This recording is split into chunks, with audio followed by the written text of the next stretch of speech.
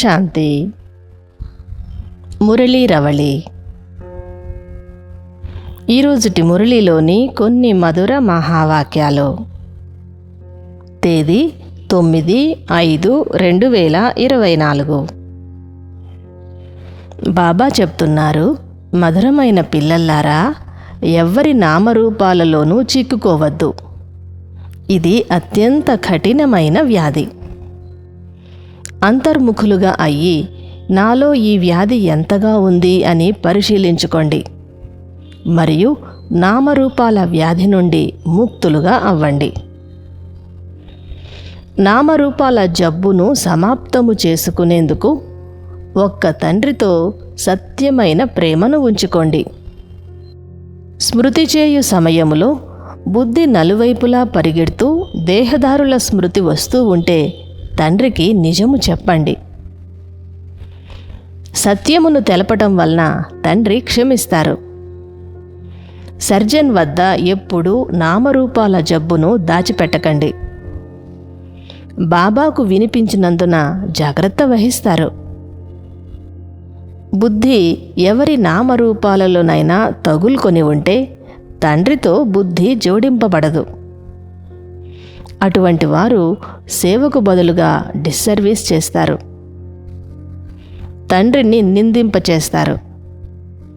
ఇటువంటి నిందకులు చాలా కఠినమైన శిక్షలకు పాత్రులవుతారు. ఎంత ఎక్కువగా వీలైతే అంత స్వయాన్ని ఆత్మగా భావించి ఒక్క తండ్రినే స్మృతి చేయాలి. అంతర్ముఖులుగా అయ్యి స్వయాన్ని చెక్ చేసుకుంటూ ఉండాలి. తండ్రి ఎదురుగా కూర్చున్నప్పుడు నేను ఆత్మను అనే భావంలో స్థితము కావాలి. అప్పుడే జ్ఞానధారణ బాగా జరుగుతుంది. దేహాభిమానము కారణంగా మీరు నామరూపాలలో చిక్కుకొని ఉంటారు. మిమ్మల్ని మీరు ఎప్పుడూ పరిశీలించుకుంటూ ఉండండి. మీ పూర్తి సమాచారాన్ని తండ్రికి ఎప్పటికప్పుడు తెలియచేస్తూ ఉండండి. కొంతమంది పిల్లలు బాబాకు తమ సమాచారాన్ని ఇవ్వరు. ఇలా అయితే మిమ్మల్ని మీరే నష్టపరుచుకుంటారు. సుప్రీం డాక్టర్ శివ బాబా ఎదుట తమ జబ్బును దాచిపెడితే అది ఇంకా వృద్ధి చెందుతుంది. తండ్రికి తెలపడము ద్వారా తేలికవుతారు. తెలపకుండా లోపలే ఉంచుకుంటే భారం అనిపిస్తుంది.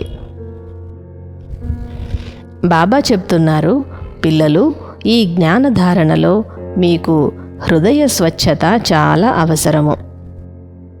అప్పుడే ఉన్నత పదవిని పొందుతారు. ఈ లక్ష్మీనారాయణుల హృదయము శుద్ధముగా ఉండేది. వారే ఉన్నతమైన పదవిని పొందుతారు.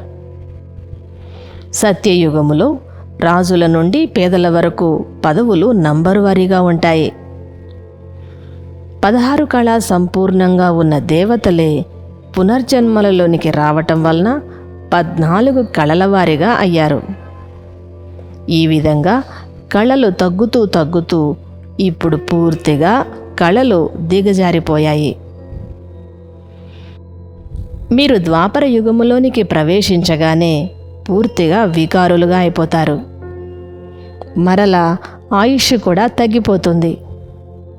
ఆ తర్వాత రజో తమో గుణము కలవారిగా అవుతారు. ఇంకా పునర్జన్మలు తీసుకుంటూ మీరు పాతబడిపోతారు. సర్వోన్నతమైన తండ్రి ద్వారా మీకు శ్రీమతము లభించింది. ఇది 21 తరాల వరకు కొనసాగుతుంది. ఆ తరువాత రావణ రాజ్యము వచ్చినప్పుడు మీకు రావణుడి మతము లభిస్తుంది. బాబా చెప్తున్నారు, పాత ప్రపంచాన్ని కొత్తదిగా చేయటము నా పాత్ర. ఈ లక్ష్మీనారాయణులు ఉన్నప్పుడు పవిత్రత, సుఖము, శాంతి అన్నీ ఉండేవి. మీరిప్పుడు పవిత్రతను ముఖ్యముగా ధారణ చేయాలి. దేవతలు సంపూర్ణమైన పవిత్రులు. అక్కడ యోగబలము ద్వారా సంతానము జరుగుతుంది. ఈ సంగమ యుగములో మీరు పవిత్రముగా ఉన్నందున తరువాత 21 జన్మలు పవిత్రముగా ఉంటారు. శ్రీమతాన్ని అనుసరించి మీరు దైవీ ప్రభుత్వాన్ని స్థాపన చేస్తున్నారు. ఇందులో చాలా ముఖ్యమైనది పవిత్రతయే. పవిత్రంగా అవ్వాల్సింది ఆత్మయే. ఆత్మయే రాతిబుద్ధిగా అయ్యింది. సత్యయుగ దైవీ ప్రభుత్వాన్ని స్థాపన చేసింది తండ్రియే. దానినే స్వర్గము అంటారు. ఇతరులతో బుద్ధియోగాన్ని తొలగించి ఒక్క తండ్రితో సాంగత్యాన్ని జోడించాలి. అప్పుడే మానవుల నుండి దేవతలుగా అవ్వగలరు. ఈ విధంగా మీరు అందరికీ అర్థము చేయిస్తూ ఉండండి. మీరు అర్థము చేయించేదంతా డ్రామానుసారంగా పూర్తిగా ఖచ్చితమైనది. దేహధర్మాలన్నీ వదిలి ఒక్క తండ్రినే స్మృతి చేయండి. ఇది పురుషోత్తమ సంగమయుగము. మీరు ప్రజాపిత బ్రహ్మ సంతానులైన బ్రాహ్మణులు. బ్రాహ్మణులుగా కాకపోతే మీరు దేవతలుగా కాలేరు. నా ద్వారా ఎప్పుడూ ఎటువంటి వికర్మలు జరగటం లేదు కదా అని పరిశీలించుకుంటూ ఉండండి. లేకపోతే చివరి సమయంలో చాలా శిక్షలకు పాత్రులవుతారు. ఇప్పుడు మీరింకా కర్మాతీత స్థితికి చేరుకోలేదు. కర్మాతీత అవస్థ పొందిన వారికి అన్ని దుఃఖాలు దూరమైపోతాయి. శిక్షల నుండి విడుదల పొందుతారు.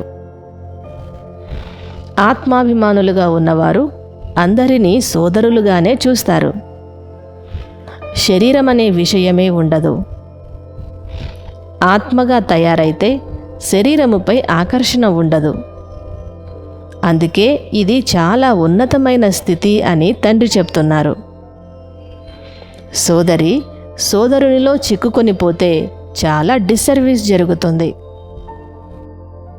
ఆత్మాభిమాని భవాగా కావటంలోనే శ్రమ ఉంది. యోగ బలము ద్వారా మీ ఆత్మ బంగారు పాత్రగా అవుతూ ఉంటుంది. మేము మా ఖర్చుతోనే ఈశ్వరీయ సేవను చేస్తున్నామని మీరు అందరికీ చెప్పచ్చు. యాచించటం కంటే మరణించటయే మేలు అని తండ్రి అంటున్నారు. సులభముగా లభించిన ధనము పాలకు సమానము. అడిగి తీసుకుంటే నీటికి సమానము. ఒకవేళ ధనాన్ని లాక్కొని తీసుకుంటే అది రక్తము వంటిది. ధనాన్ని అప్పుగా తీసుకుంటే అది రక్తానికి సమానమైపోతుంది. మీరు తండ్రికి దానము ఇచ్చి తిరిగి తీసుకోరాదు. స్వదర్శన చక్రాన్ని సదా తిప్పుతూ ఉండాలి. వరదానము స్వరాజ్యము యొక్క సంస్కారాల ద్వారా భవిష్య రాజ్య అధికారాన్ని ప్రాప్తి చేసుకునే అదృష్టశాలి ఆత్మాభవ. స్లోగన్: సకాష్ ఇచ్చే సేవ చేసేందుకు బేహద్దు వైరాగ్య వృత్తిని ఉత్పన్నము చేసుకోండి. మధురాతి మధురమైన అపురూపమైన పిల్లలకు మాతాపిత బాప్దాదాల ప్రియ స్మృతులు మరియు గుడ్ మార్నింగ్. ఆత్మీక పిల్లలకు ఆత్మీక తండ్రి నమస్తే.